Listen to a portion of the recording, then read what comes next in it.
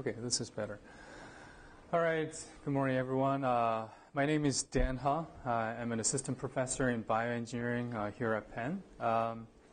So the topic I'm responsible for covering today is, as you know, fluids. Okay, fluids, and as a matter of fact, I teach a course, undergraduate course on biotransport and biofluids, and so it would be almost impossible to cover fluids in general within an hour. And but this is a very interesting topic. So I thought about what I would like to talk about today, and so what I thought was rather than talking about the fundamentals of fluids, which I think is still interesting, but a little boring, So, and I asked a couple of students sitting in the audience, and so I understand that most of you guys are grad students. Is that right? Or some of you are undergrads, half and half. Okay, got it. But senior, or junior, okay, got it. So, what I thought we'd like to do today is to, talk about, some examples where, fluids, or I have to say manipulating fluids enables, really interesting, studies and research in biology and medicine, okay? And in particular, we're going to talk a lot about, manipulating fluids, controlling and processing fluids at the microscale. Okay, does that sound good to you guys? Alrighty, yeah. So in this discussion, what I'm going to do is I'm going to use a lot of examples from my own research. Okay, and so we actually, I'm part of the CEMB, and also one of the main, research themes in my lab is mechanobiology. The only difference is actually we use, microengineered tools and models to study various aspects of mechanobiology. Okay, so that's what we're going to do today. And I want this to be more of a discussion, an informal discussion, so feel free to stop and ask questions along the way, if you like. Okay? All right. All right, so, by way of quick introduction, let me start by telling you a little bit about, what kind of research we do in my lab. So some of you may already know, but research in my lab basically, centers around developing these microfabricated devices. So what we do is we actually use a set of techniques, initially developed for manufacturing computer chips. Okay, and we actually apply these techniques to building and engineering microscale devices for biomedical applications. So that's actually I would say like a broad overview of our research.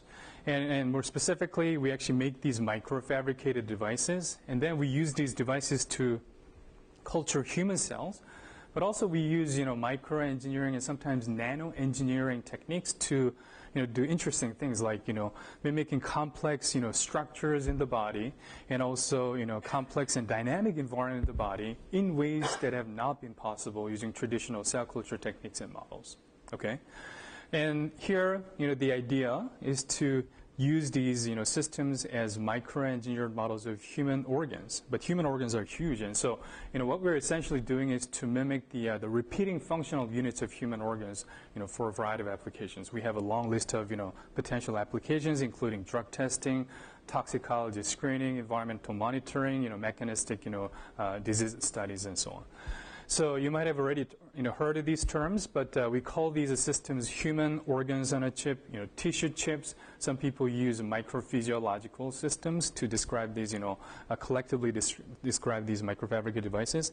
So what I like to do today is so one thing I have to mention here is, all these systems actually, one of the amazing things they allow us to do is to control and process very small amounts of fluids in a very efficient manner. Okay, so using these small-scale microfabricated devices, we can send fluids to wherever we want, and also we can, culture cells in 3D, three-dimensional, spatial arrangement, and then we can deliver different materials to these cells.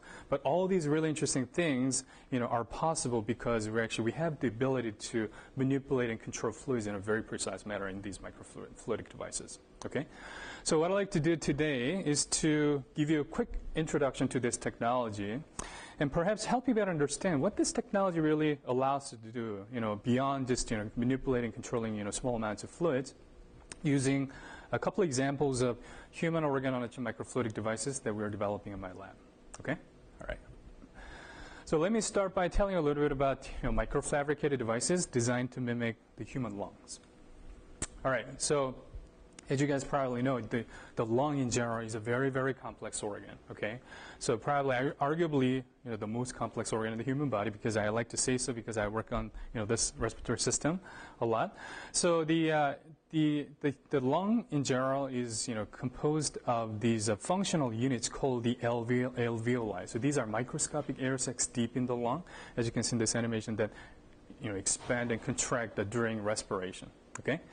And then, as you probably know, the most important functionality of the respiratory system is gas exchange. And how does that happen? So in order to make that happen, these alveolar air sacs are covered with blood capillaries. Again, this is to enable gas exchange. And if you look at the tissue-tissue interface between these two compartments, you see these three distinct tissue layers.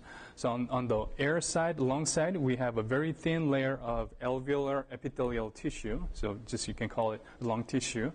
And on the other side, there's a very thin layer of capillary endothelial tissue. And these two layers are separated by a very, very thin interstitial layer. Here's a question. How do you, so this thickness of three layers, how thick or how thin, do you think it is? Any guesses? Do you guys know? A few microns? 5 or 6 microns? Anyone else? 30 microns. Okay. Something like 3 cell lengths. 3 cell length. Okay. So surprisingly enough, this is actually thinner than 1 micron. Isn't that astounding? Don't you find it astounding? Like, ultra-thin air sacs, like expand and contracting, without rupturing all throughout the life. Isn't that amazing? But somehow I find it very amazing. But anyway, so, the reason why, these 3 layers are so thin is because, again, it's back to gas exchange. In order to, make this, gas exchange process more efficient, so because, the exchange is mediated by diffusion, and the thinner, the better, actually, when it comes to diffusion, right? So that's probably one of the reasons why, these 3 layers are so thin. But anyway, so in this project, what we wanted to do, this is actually work that I did as a postdoc, many years back, but I still, like to talk about it because it's a interesting combination of fluids and mechanobiology. Okay, so when I started working on this project, what we wanted to do is to mimic this, multi-layered tissue architecture structure, as well as, this dynamic mechanical microenvironment of the alveolar system using, microfluidic devices. So to do that, we actually use a set of techniques, initially developed for, making computer chips to build this device that we call at the time human breathing lung on a chip. Okay, so this is the entire device. We use this polymer silicon rubber called the polydimethylsiloxane, in short PDMS. It's one of the most popular materials for rapid prototyping and microfluidic devices. And as you can see, this material is optically transparent and also flexible. And the best part is it's gas permeable, which is great for a cell culture, and also it's non-toxic. So I think I have actual, device, just to give you a sense of, how simple, how small it is. It's not exactly the same device, but, just to give you a sense of how simple and how small it is, and it's flexible. So I'll pass it around, And so, these small lines, actually, these thin lines are individual microfabricated channels that actually, we make within the substrate. So, just to... for those who are new to this, fabrication, technique, we use something called the soft lithography, as opposed to, photolithography, where people use light, especially ultraviolet light, actually to pattern small-scale features. So in this case, it's called soft because we use actually soft materials like, PDMS. So it's basically a replica molding process. In the simplest, embodiment possible, what you would do is, we actually go into the clean room. Actually, I'm sure you have had a tour of a sync center across the street. Not yet? Okay. So today, okay, good. So, when you go in there, actually, there is a, area with yellow lighting. So that, that area is called the photolithography area. So we actually go into that facility and we make these master, okay, consisting of this silicon wafer, and then using light, photolithography, we actually pattern these small scale, structures protruding from the, silicon wafer surface. So let's say, this is actually a cross-section of the channel that you would like to fabricate. And then we actually bring it back to the lab. And what we do is we put it in a dish, and we pour a pre-polymer of this PDMS material. It's really like, it's a gooey, fluid, actually, liquid. You can pour it directly onto this master. And then all you need to do is to put it in the oven at 65 degrees and bake it for a couple of hours. And what happens, polymerization happens and it gets hard. You can peel it off of the master to make this elastomeric substrate with a channel pattern on one side, okay? And then the next thing we do is to bond this to another slab of PDMS to make this, enclosed channel structures. Okay, it's a sequential replica molding step, and so you can actually there are many variations of this this basic process. So you can actually stack multiple layers and sandwich thin membrane in the middle, for example. I'll show you actually those examples later in this presentation. But basically this is the fabrication technique that we use. As you can tell, it's very simple and it's pretty low tech actually when it comes to fabrication in my lab. But anyway, so we actually use this, technique to build this device. And if you look at the cross-section of the device, there are two culture chambers. And then there's a thin membrane that is about 10 microns in thickness, separating these chambers. And so what we can do is we can actually put, again, we can get human cells, human lung cells and capillary cells, and put them into the upper and lower channels to build this multi-layer structure. Okay, we can culture them over time they actually proliferate and form confluent monolayers on either side of the membrane. And what's really interesting, another really interesting thing we can do in this system is to apply a vacuum actually to these hollow side chambers next to the cell culture chambers. And what happens here is, like I said, this material is very flexible. And these vertical walls separating the middle from the sides actually, are only about 30 microns in thickness. So these vertical walls, because they're flexible, bow out in response to vacuum applied to the chambers. And then by doing that, we can actually stretch, this bilayer tissue in the middle to basically mimic, cyclic breathing motions in this microfluidic device. Okay, so this is a top-down view, bird's-eye view of the membrane that's stretching in the device. It's a real-time movie, and just to give you a sense of scale, this is about the thickness of your hair, and these pentagons are pores on the membrane that are about 7 to 8 microns in effective diameter. Okay, yeah. What's the material of the membrane that you use? So we actually use the same material, PDMS, to fabricate these membranes.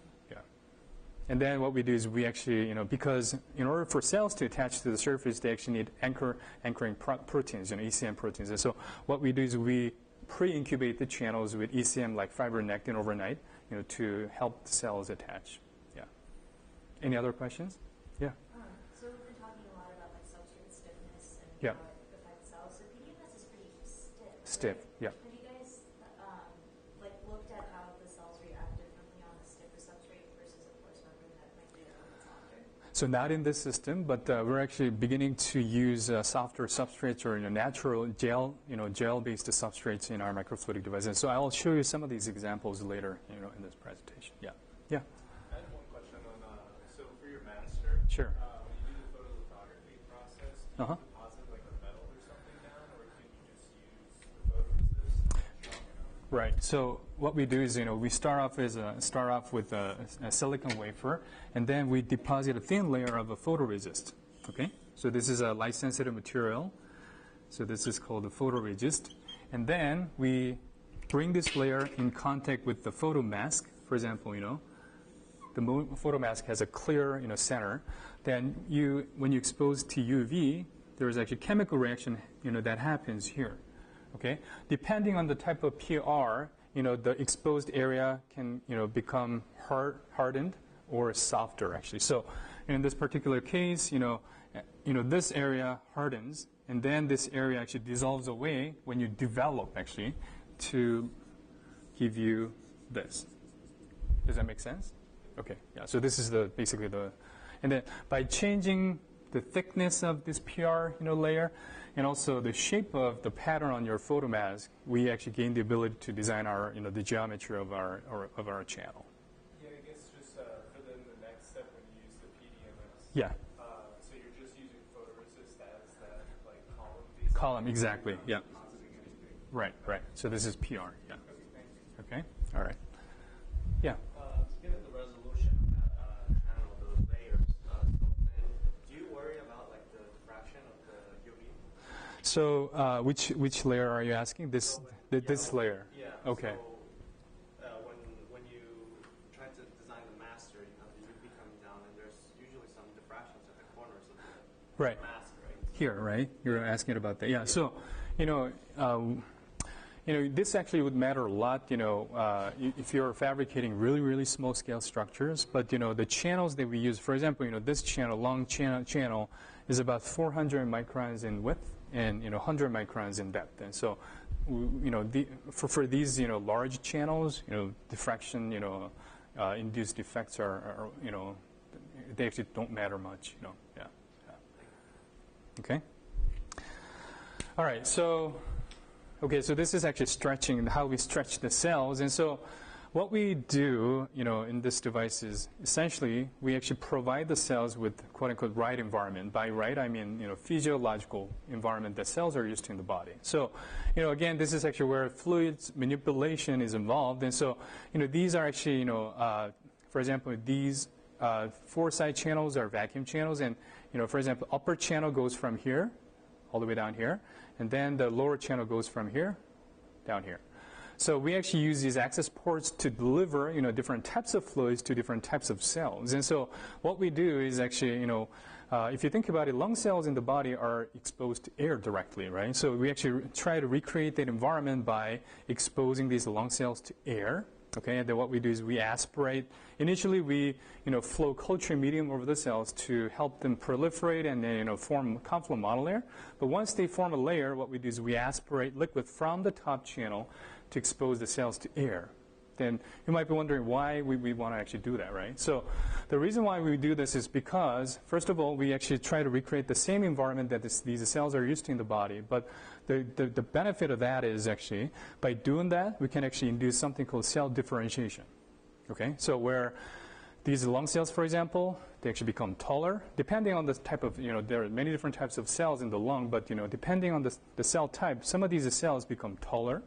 They actually form hair-like structures called cilia. They start beating.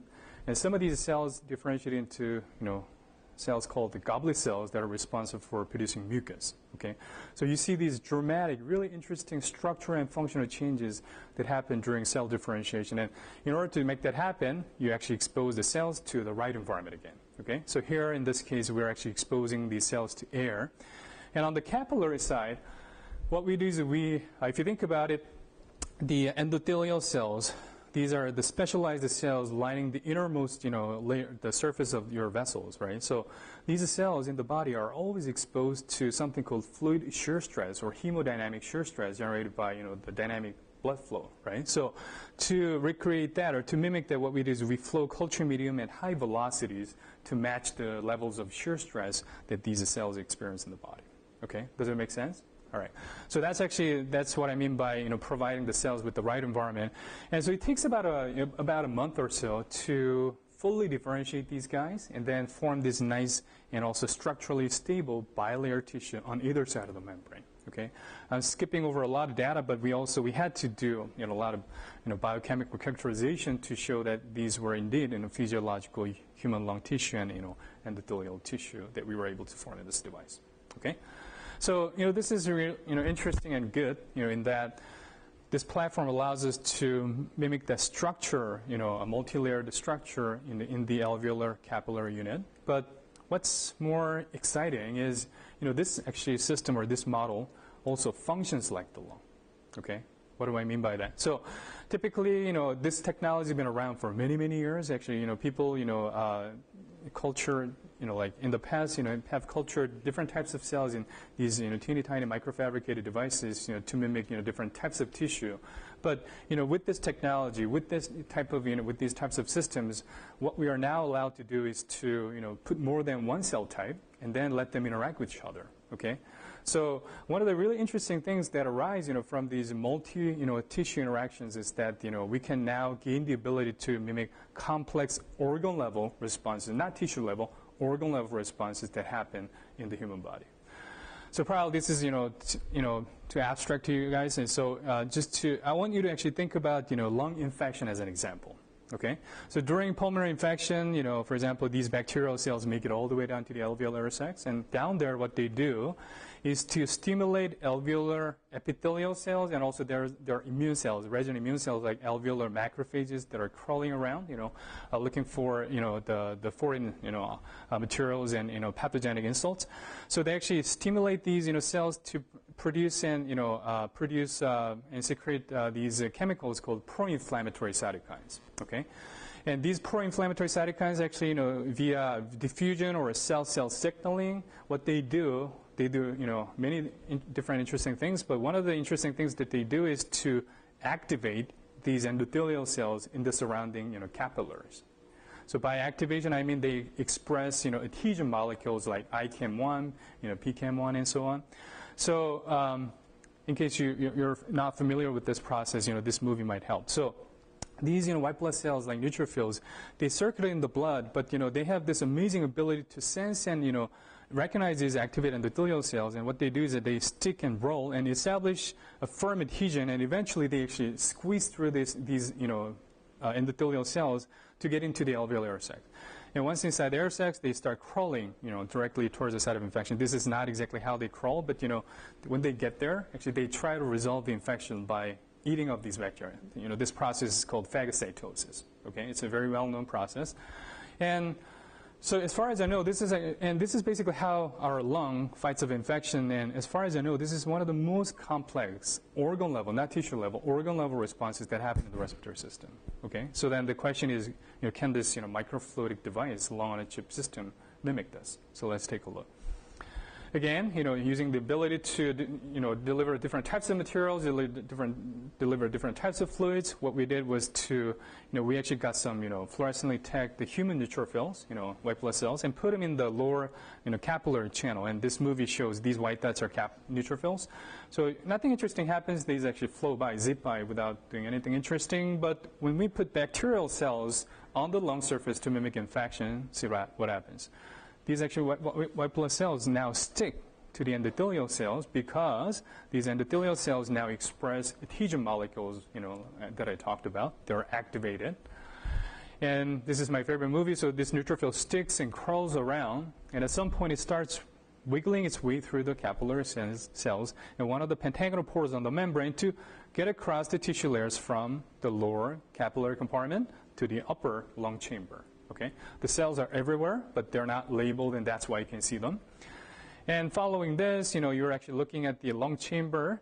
So these red circles are white cells, and these green dots are bacterial cells. And so as you can see, neutrophils chase the bacteria and phagocytose them to clear and resolve infection, just like what happens in the living human lung. Okay, so what's amazing, or I mean, to me at least, is that we can actually now able to visualize the entire process in real time at high resolution. If you think about it, this is actually something that would be really challenging to do using traditional cell culture models or in animal models. Okay. Any questions so far? Okay. Yeah. How close does the membrane unit actually mimic the one in the lung? Right. Good question. So, this membrane, like I said, I was kind of upfront about it. The membrane, actually interstitial membrane between epis and endos, in the lung is super thin. Okay, and this membrane, whereas this membrane is 10 microns in thickness. So, it would be a stretch to say that this truly mimics the basement membrane in vivo. So, but if you think about it, it's technically very challenging, almost impossible to make these ultra thin membranes, that still have pores. So. in terms of thickness, which affects the porosity and transpirates, our actually, this bilayer tissue, I think it's very different than, what you see in the body. But we actually measured the transpirates of, representative protein molecules like albumin, and also, trying to remember, we actually measured the permeability, of this barrier, and it was it wasn't way off. It was actually we managed to be able to kind of approximate the transpirates measured in actually mouse lung. But again, this is actually from the standpoint of structure, this is actually very different than what you see in the body. Yeah. So I mean, good point. And so I would say this is one of the critical limitations of the model. And so now, for other models we're developing in my lab, actually we use very thin membranes made out of ECM. Actually, there is a process called vitrification where you form a gel, you just let it dry, and it shrinks into a thin sheet that you can pick it up, and then you can actually insert it into microfabricated devices. And so those membranes are much thinner than these synthetic membranes. Okay? Yeah. The question is similar to that one. Sure. The lung epithelium, what cells do you use to see the layer? Are you using cancer cells or stem cells? Yeah, so whenever possible, we try to use primary human cells, taken from actual human patients and human, subjects. So lung epithelial cells, it's known to be almost impossible to get these primary cells that culture, for a long time in vitro. So we had to actually use a cell line in this case. And endothelial cells are primary human, microvascular, capillary endothelial cells from the lung. So. Have you done any functional characterization of those epithelial cells? We have, actually. That resembles more like the upper respiratory epithelium or the lower? So lower, definitely lower. Right. So we didn't see, we didn't see cilia actually, but so those are, a mimic of more like, terminal bronchioles or respiratory bronchioles or alveolar epithelium. So they don't actually form cilia or the mucus-producing cells, and so what they do is they flatten out. A lot of these cells flatten out, and in the alveolar, air sacs, there are two different cell types. One is type 1, and the other is type 2. So type 1 cells are these really thin squamous cells that cover approximately 95% of the alveolar, epithelial surface, and there are these type 2 cuboidal cells here and there that produce, surfactant. So a lot of these cells we saw actually, kind of changed their shape, and then they became more flattened to, kind of assume the phenotype of type 1 cells. Yeah. So that's what we saw. Surfactant production, we actually we actually didn't see that, but yeah. So that's one of the phenotypes we weren't able to mimic. Yeah. How long can you sustain this? How long do they Yeah, good question. So the longest we've tried was 2 months actually, and we didn't have a good reason to continue, and that's why we stopped. Because if you think about it, before doing anything, you have to keep them alive for 1 month, to differentiate, right? So. So in our field, typically, the expectations for long-term culture are that you should be able to maintain your device for at least 1 month. Actually, so that's what, for example, NIH actually requests for grant proposals and stuff like that. Yeah. But theoretically, you could do it for longer. Do it for longer. It would depend on the type of cell.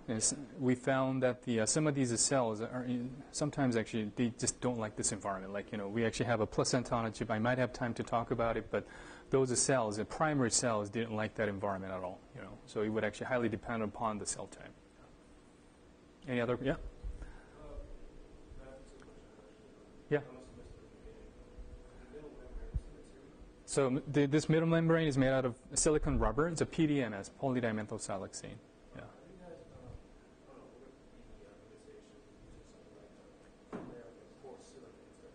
The silica membranes, like in silicon nitride, are like these thin membranes. And so we actually thought about it. So I mean, it's the same synthetic material, but we actually needed flexibility, in order to be able to stretch. And so those traditional ultra thin porous membranes are not very stretchable. That was the reason why we stayed away from those membranes. Yeah. Okay, good. All right. So we're actually taking much longer time than I thought. So probably I'll just skip this part. But I think it might be interesting, from a mechanobiology standpoint. So this is actually a very interesting model that allows us to mimic the dynamic mechanical biomechanical microenvironment in the alveolar system. Is why do we actually have to care about it? So to kind of show that, we actually apply this model to nanotoxicology studies. I'll just skip the intro, but long story short, we want to find more about what these different types of nanomaterials were commonly exposed to due to different organs in the body. So what we did was to expose these lung cells, and we stretch them, of course, and then expose them to different types of nanomaterials, and then looked at the production of free radicals and used production of reactive oxygen species as a quantitative metric for nanomaterial toxicity. So here, interesting finding is shown in this graph. So, for example, if you just expose these cells to, so these are 12 nanometers colloidal silicon nanoparticles that simulate air pollutants, and also people use these materials for making the paint coatings and things like that applied to the ships and airplanes. And so these actually nanoparticles did not induce any interesting responses. If you look at this red line here, over first 2 hours or so. We actually looked at the responses for longer. But interestingly enough, when we actually expose these cells to these nanoparticles in combination with physiological mechanical stretch that mimic normal breathing, we saw dramatic and continuous increase in the production of free radicals. Okay, so this is shown with this blue line here. So, this actually kind of, highlights the importance of mimicking the physiological environment. Typically, traditional toxicologists would, just, culture cells in a static dish, hit them with the nanoparticles and come back, a few hours or next day, count the number of cells or measure the level of, free radical production. And they would not see anything, actually. Whereas if you had a really realistic physiological model, it would allow you to predict this physiological response actually that happens in physiological environment. Okay, so I'll skip all this part, but so actually we did the study and then we published this paper many years back. So this is actually interesting, but another really interesting possibility that people are beginning to explore more and more these days is to use these types of systems to mimic complex human disease processes in the body, right? So the name of the game would be to develop disease on a chip model systems. So to give you a couple examples, so my lab is also developing a model to study adverse health effects of cigarette smoking. Okay, so again, I'm going to skip the introduction, but long story short, this is still a big deal. In the United States alone, for example, 18% of the population still smokes, and around the world, this is still a big, major public health concern problem. Okay, so in this system, as you can imagine, we're actually smoking lung cells in these microfabricated devices, and the reason why we do that is because we want to study how, these small-sized areas respond to cigarette smoke. Okay, so you might be wondering why these guys. So there is now very convincing evidence that, and also histological, anatomical evidence that these small-sized areas, typically they are smaller than 1 millimeter in inner diameter, so they're deep in the lung. And these guys actually are the major sites of tissue injury and inflammation during smoking. And then also people think that these guys play a very important role in inducing, smoking induced lung injuries and diseases. But actually it's very difficult to study them because they're so deep in the lung. It's very hard to reach them. Okay, so for those who are new to this, just to tell you a little bit about the tissue structure. Typically, the small area tissue consists of this columnar epithelium. They kind of form column-like structure.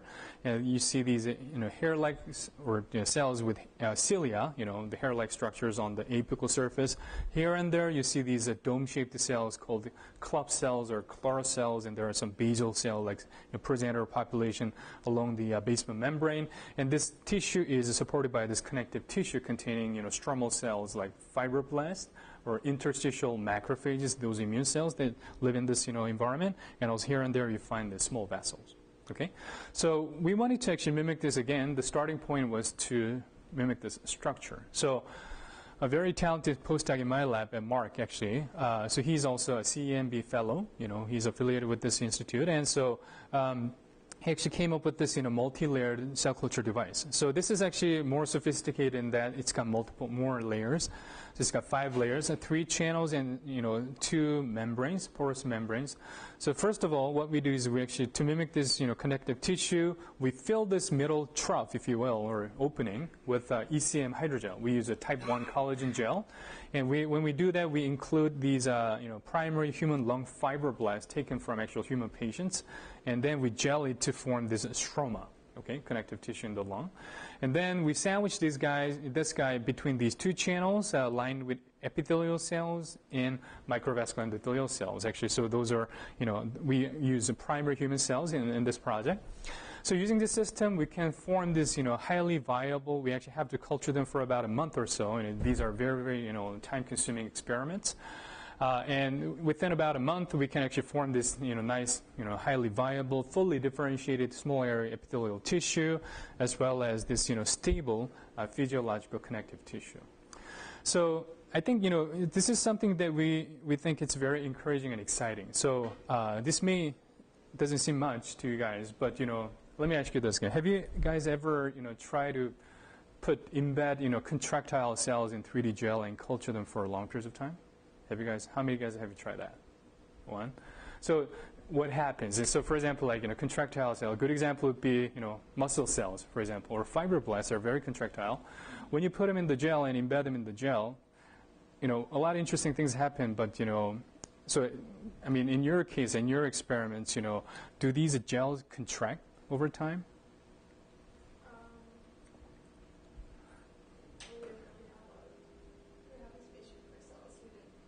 You didn't look at okay. So, what they do is actually, if you zoom into the hydrogel, hydrogels actually consist of these, ECM fibers, right? So when you embed the cells, what they do is they actually attach these fibers, they start pulling on these fibers. And when they do that, they actually, essentially, they, exert forces on the substrate. So these forces are called traction forces. And because of these cell-generated traction forces, what happens overall, like, the growth, the structure, if you look at the entire structure of the gel, due to traction forces, gel starts shrinking, actually. Okay? So you would start with something like a disc of cells, and within 3 to 4 days, you end up with the bowl of cells that would be completely useless for imaging-based analysis because it's so dense. Okay? So we didn't want that to happen, in our system. So we actually came up with a way to very firmly anchor this collagen gel to this PDMS material, and thanks to this technique, we are now able to take this culture all the way out to over a month without gel detachment or shrinkage in the system. So here, thanks to this technique, this is, I think, day 23 or something. And these red cells are smooth muscle actin expressing fibroblasts. This is one of the markers that actually these fibroblasts express. And then, like I said, our starting material is type 1 collagen, but over time we see this fibronectin production and deposition, meaning that these cells feel comfortable in the gel and they start remodeling their surrounding matrices. Okay, so that's what's happening here. Okay, so anyway, this is basically how we culture these cells in the system. But for this particular project, as you can imagine, the more important question to ask is how do we smoke them, right? This is supposed to be a smoking law on a chip. So this is how we do it. So Mark is a I didn't know we had a sound here. So this is how Mark is a great engineer. He actually put together this system all by himself, and so it's got multiple components. First of all, we use this off the shelf. Actually, you can buy these machines, cigarette smoking machine, which generates cigarette smoke in a very, very controllable fashion. You can even mimic the human smoking patterns. You can burn one cigarette. We typically use something called Kentucky cigarettes, with known well-defined compositions for that you're supposed to use for research purposes, and you can actually burn this just burn the cigarette over 5 to 6 minutes to mimic human smoking patterns, and then it gets humidified and diluted very significantly. We diluted more than 96% to mimic dilute cigarette concentrations deep in the lung, as you can imagine, and then it gets delivered to the smoking law on a chip in the downstream. And the question here is, what can we do with it, right? So we're running out of time, but I think what time is it now? I just want to make sure that we have enough time. Got it. Okay. Got it. All right. So we can measure different kinds of responses to cigarette smoke, but just to give you quickly a couple of examples. So it's very well known that cigarette smoking disrupts something called proteostasis. So what that means is actually, as a result of smoking, protein misfolding or unfolding happens more frequently. Okay, when that happens, the ER, which is one of the cell organelles responsible for fixing these protein molecules, gets stressed, and that leads to something called UPR, unfolded protein response.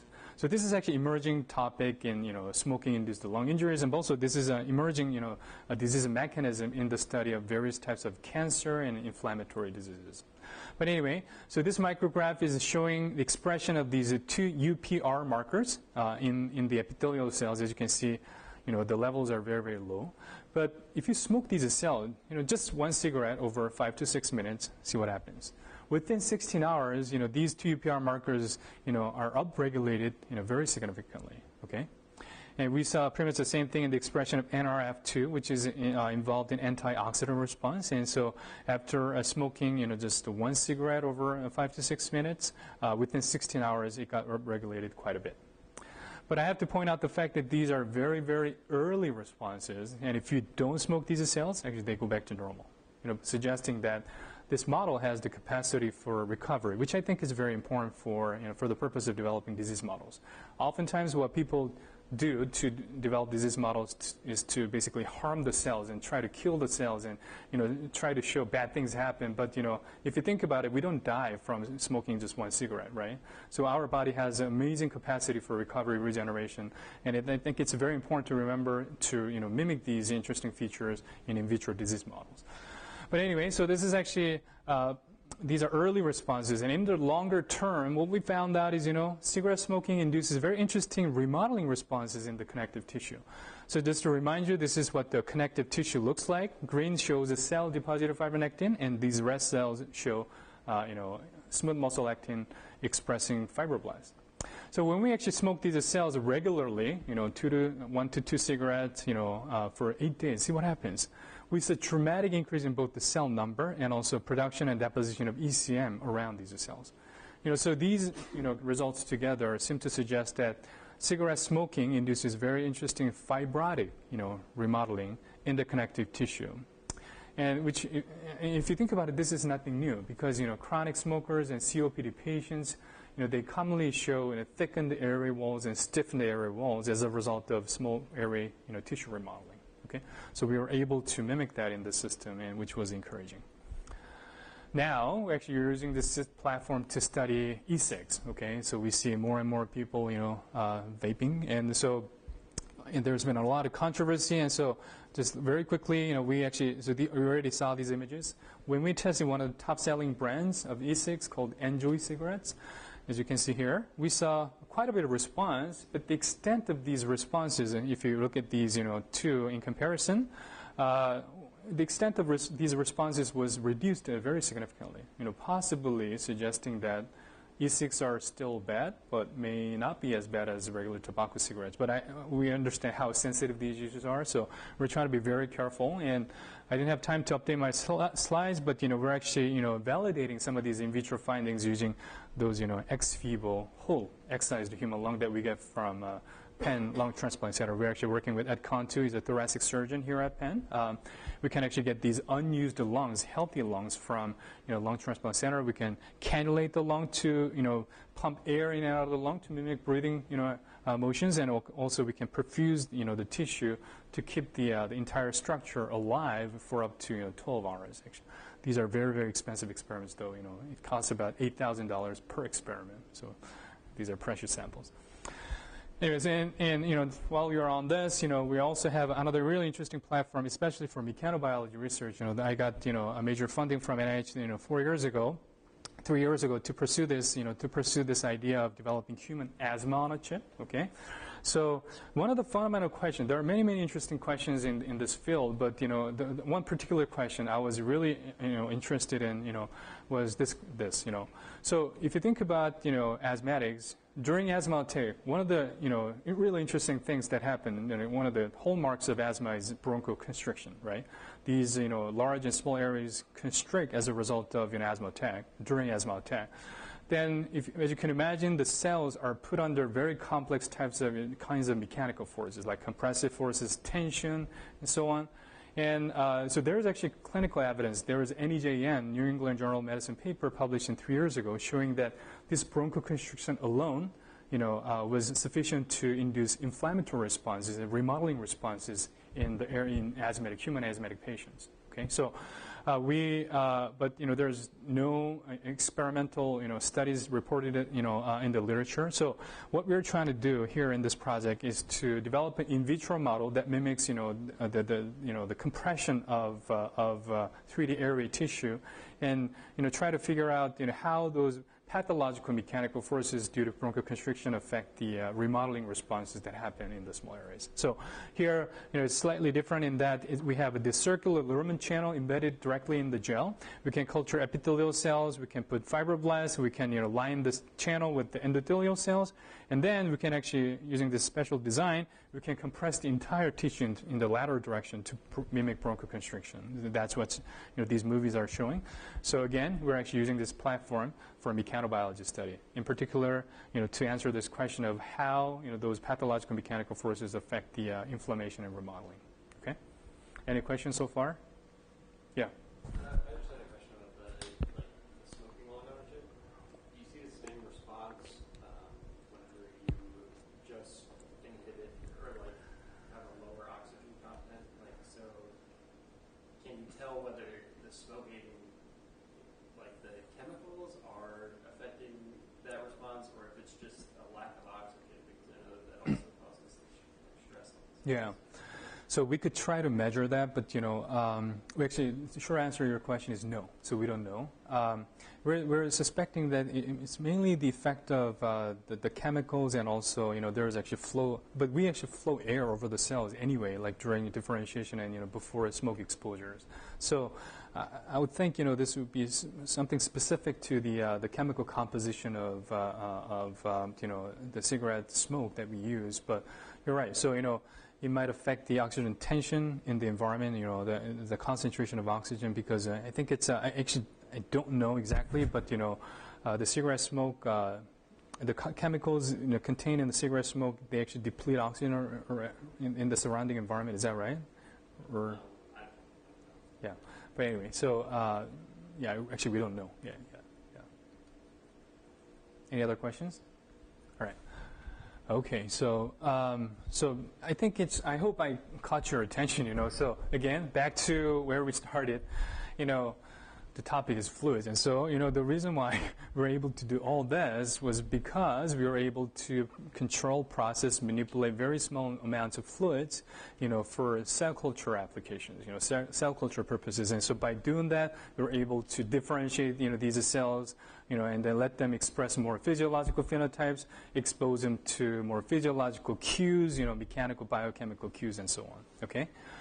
So, this is something I show, just for fun. And so the original long chip system, actually, you might be able to still see it at MoMA in New York City. So it was acquired into their permanent collection 3 years ago. So I'm not sure if they still have this section, but on the third floor, they used to have this exhibit called "This is for Everyone," and this corner, actually, so there are 3 organ chip devices on display, and long chip is actually one of them. And so thanks to this, I got the lifetime membership from MoMA, which actually, and it's great, not because I can visit the museum more often. Actually, they have very inexpensive parking, so whenever I go to New York City, I actually park there, so just to take advantage of my membership there. So I think this is really exciting, for many different reasons, and we got also design award, a couple of awards and things like that. But so as you can imagine, we can actually use the same strategy to mimic any other organs in the human body on a chip, right? So as you can imagine. So to give you very quickly a couple of examples, my lab is also developing an eye model. So eye is a very complex organ also. But in this case, we are mimicking the front end of the eye, ocular surface of the eye. So as you know, the ocular surface, you can think of it as a window, actually, of the eye, responsible for protecting the entire ocular system from the external environment. So it has a cornea at the center and surrounded by the conjunctiva, which refers to this transparent tissue film covering the white part of the eye called sclera. Also find conjunctiva epithelium underneath your eyelids as well. if you look at the sections of these tissues, especially the corneal tissue has this stratified epithelium, meaning it's got multiple layers, 7 to 8 layers, supported by this collagen-rich stroma containing these mesenchymal cells called the keratocytes. And the conjunctival epithelium contains these goblet cells, actually, that have these large secretory vacuoles, the vesicles, that actually produce and secrete mucus, which is one of the key components of your tear fluid. Okay? And again, I'm actually really drawn to interesting mechanobiological environment in the body. And so in this case, I find this really amazing. So we blink, and the reason why this is important is because this spontaneous eye blinking is very important. It's critical for, as you can see in this animation, is very important for spreading the tear film and forming a very thin tear layer that keeps the ocular surface hydrated. Okay. So to mimic, this interesting dynamic environment and also interesting physiological tissue structures, we wanted to build a microfluidic device that, mimics the ocular surface. And so, Jung-Yoon is an excellent grad student in my lab, and, she came up with this device that now we call the human blinking eye on a chip. This is a real device in action. So this is what the entire device looks like. We actually use a 3D printing technology to make these dome-shaped cell culture scaffolds that almost look like contact lenses. So they have the same curvature, a radius of curvature as the human cornea.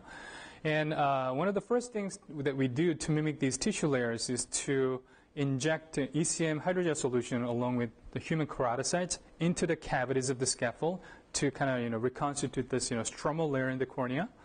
And then we also came up with a way to deposit these 2 different cell types in a physiologically relevant fashion. So we can put corneal cells at the center. We can surround them with conjunctival cells along the periphery. Okay, I'll skip how we do it. But so during culture, what we do is we, again, using the ability to deliver different types of materials to different types of cells, we first seed the device, grow them out to confluent monolayers.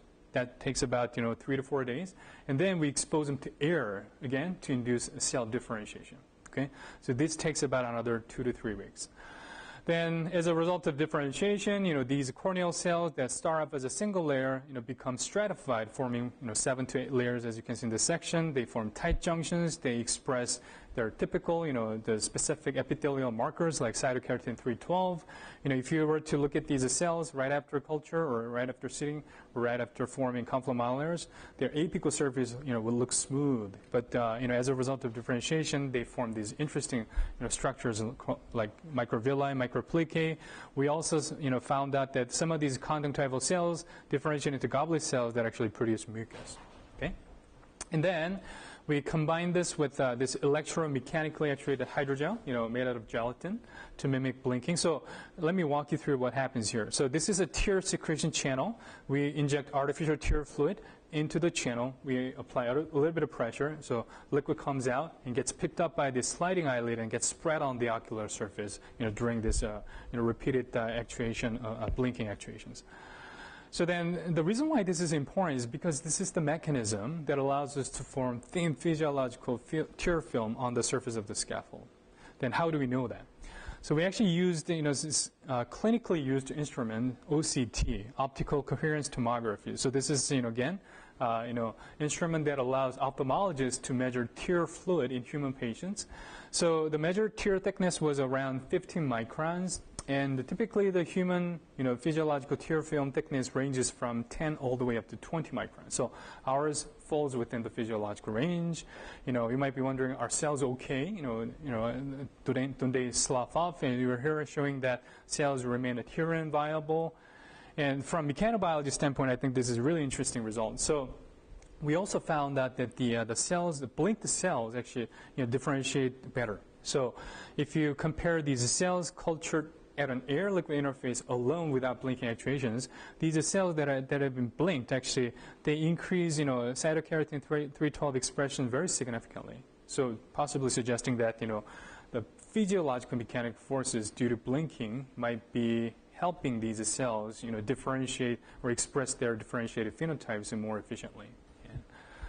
Anyway, so we're actually, using this platform to model complex eye diseases like, dry eye disease, for example, running out of time, but so dry eye disease is actually, it's not a fatal disease, but it's a very common disease. And as of last year, there's only one drug, FDA-approved drug out there, for this disease. And so we're hoping to kind of, make some changes in this field, using this blinking eye on a chip platform. So we actually, designed this chamber that allows us to culture these cells at the relative humidity of ambient air, okay? And also to mimic blinking or to induce DED, in dry eye disease conditions, what we did was to reduce blinking frequency by half, okay? So this is one of the most common causes of DED. So if you normally you would actually you blink about 12 to 15 times per minute, but if you're looking at your cell phone screen for too long or a computer monitor for too long, you realize that you don't actually get to blink as frequently. And if you do that for long periods of time, you end up developing dry eye disease. So we actually wanted to mimic that in this model. So we have a lot of data, but let me actually show you one piece of data very quickly. So in the clinic, one of the most common ways to diagnose DED is to put a fluorescent drop, actually fluorescent solution, onto your ocular surface, shine cobalt blue light on it, and they actually look for fluorescent spots. So what happens during this assay is, the cells in the desiccated areas, actually they take up fluorescent molecules and they end up glowing under blue excitation. So, this is actually what a healthy ocular surface looks like. It's nice and clean without any fluorescent spots. But if you have DED, this is what your ocular surface would look like. You find these patches of fluorescent spots here and there all over the ocular surface. So we actually repeated the same assay in our model. So as you can see here, when the cells were cultured at a normal blinking frequency, we saw nice, clean, nice, smooth ocular surface. And when we induced DED, qualitatively, we saw similar staining patterns. Okay? And then this is another clinical testing. So this machine called chromatography, it directly projects these ring patterns onto the ocular surface of the human patient, and then the software automatically tracks the stability of these ring patterns, and then by detecting any instabilities that are happening in these ring patterns, the machine can calculate something called tear film breakup time. Okay, so these red circles indicate instabilities that are happening in this ring pattern. So we can do the same thing. Using exactly the same instrument in the clinic, and we can project these ring patterns and detect tear film breakup time, and we were able to show interesting differences between normal versus DED. And we have a lot of that. But so this is another interesting example. Kind of demonstrating the power of this technique for building more physiological tissue models, and these models would, I think, we also, provide a very useful platform, for mechanobiology, research as well. So I have another model, but I think we're almost, at the end. So I would, rather, spend more time talking about, or maybe asking, or answering your questions and, discussing any interesting points you would like to raise. And so, but just a quick mention, we're also doing a lot of work in the area of reproductive biology and medicine. And I think you and I would agree that, this is a field, scientific and research field that has long suffered from predictive human relevant models. It's really difficult to do human clinical trials, using pregnant women, and there are many ethical issues, concerns involved, and so we're pretty excited about contributing to this field using our organ-on-a-chip technology. So with this vision in mind, we're actually working on developing female reproductive organs and organ models. So we have 2 models under development, placenta on a chip and cervix on a chip, and we published a couple of papers about these in case you're interested, but I'll just skip all this part and get to the end. So this is another really exciting platform we're building, and so we recently got the $1 million technology impact award from Cancer Research Institute to develop cancer immunotherapy on a chip model. So we were able to microengineer a model, or form this, beautiful 3D network of perfusible vessels. These are microscopic vessels that we can form in 3D hydrogel in a microfluidic device. We can actually apply pressure gradient to directly perfuse these vessels. So our idea is to incorporate human tumor tissue in this vascularized tissue, and use that platform to study how cancer cells and tumor microenvironment interact with the circulating immune cells like T cells. Are you guys familiar with cancer immunotherapy at all? So this is like really changing the landscape of cancer treatment. So typically, traditionally, the goal has been to target cancer cells and kill them directly. But now, using this new strategy, what people are trying to do is to kind of unleash the destructive potential of the immune system to kill and recognize and kill cancer cells. So it's a very different approach. But so here at Penn, actually, there are people like Carl June, who is a pioneer of cancer immunotherapy. So I'm part of this community, and also we're actually teaming up with these people. We're hoping to develop more interesting in vitro models for the study of cancer immunotherapy. And then we also are one of the 5 awardees in the country, actually, in the CHIPS in Space program, actually supported by NIH, NCATS, and NASA, and CASIS. And so we're actually sending these tissue chips, we will be sending these tissue chips up to International Space Station to study, human disease processes in microgravity. So in our project in particular, we're interested in something called immunosuppression. So these astronauts often develop immunosuppression. They become more prone to infection after space flights. This happens commonly, but people don't really understand why this happens. And so we're hoping to build airway infection model and then, send it up and then, infect it and see what happens and collect all the samples and analyze, after getting these, samples. But anyway, it's a really exciting project that's starting now. So, I hope you enjoyed my talk. And so this is actually, what we do. We make these, microfabricated devices. Again, it's about fluids, and so microfabricated devices for manipulating fluids for the purpose of, mimicking different, structure and, environment of human tissues and organs for a variety of applications. And so you might be wondering, the potential, for example, impact of the studies. And so, for example, about the original long-on-chip system, we got unofficial feedback from FDA, NIH joint initiative, actually, and we had a chance to learn that, this study kind of changed the way they thought about in vitro testing, and also became one of the most important reasons why they started a new program, actually, at NIH. And so, in case you don't know, Obama actually made an announcement in September 2011 highlighting major plans to support translational research activities that are focused on developing these, chip-based models, like they call them microphysiological systems commonly, at NIH especially, for the purpose of, screening for more efficacious and safe drugs in preclinical studies. And so, this is the program that started, back in 2012 to support new research activities. NIH, NCATS is one of the newest, institutes at NIH. It's short for National Center for Advancing Translational Sciences.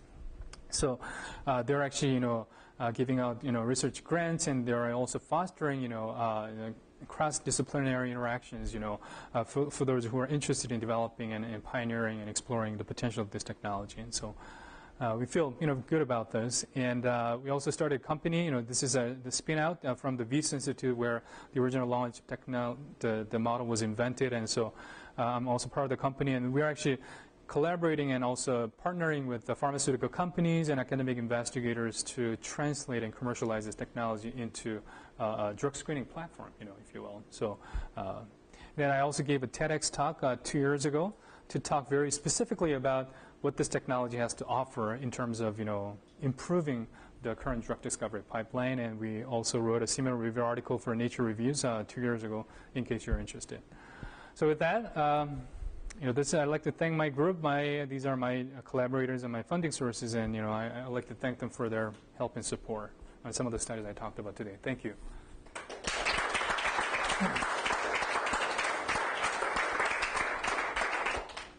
So I guess we have 5 minutes before lunch. I'm standing, between you and lunch, and so is that right? Is it lunch after? Lunch is next. Okay.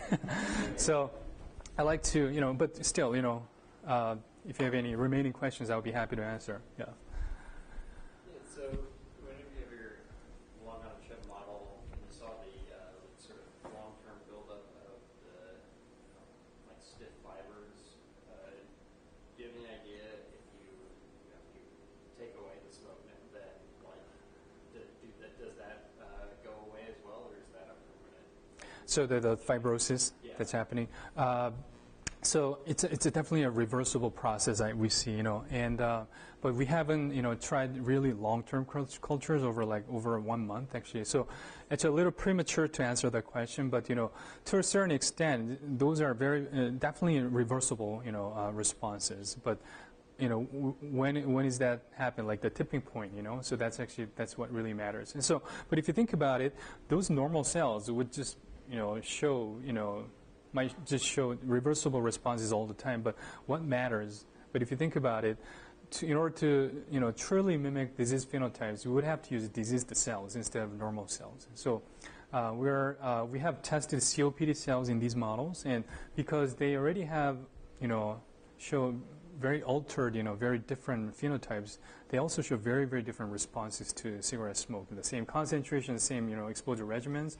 For example, they're more prone to injury and sloughing off, and they express already very high, very high, baseline levels of UPR, for example. So, but this is something to think about, because what we are trying to mimic are chronic symptoms and chronic phenotypes, not acute phenotypes, right? Yeah.